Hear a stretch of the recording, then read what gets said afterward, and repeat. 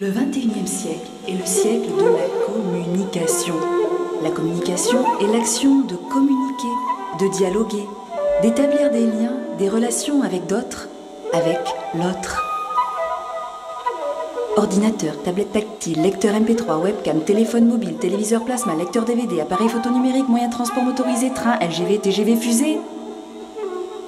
L'intelligence pratique de l'homme a permis de concevoir ces nouvelles technologies inimaginables il y a à peine un siècle. Comme un apprenti sorcier, l'homme a utilisé la science pour créer l'intelligence artificielle et ainsi dialoguer avec la machine.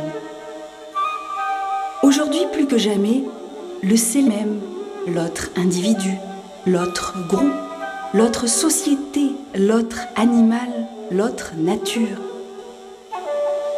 Les symboles des récepteurs sont clairs aujourd'hui. Fukushima, déforestation, surpopulation, extinction des espèces, dérèglement climatique. Tous ces signes clignotent en rouge, car tous les signaux sont brouillés.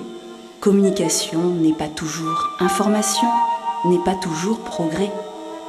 Sur l'autoroute des plaisirs égoïstes, tourne sans aucun répit.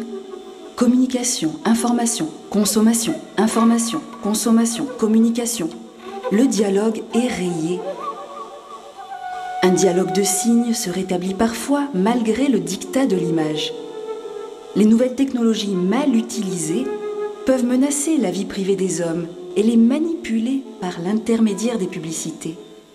Alors, faisons confiance à l'enfant d'aujourd'hui et à l'homme de demain pour utiliser son intelligence intuitive à renverser certains procédés. Poursuivons le voyage de l'humanité vers une meilleure conscience de la vie, vers une plus belle planète.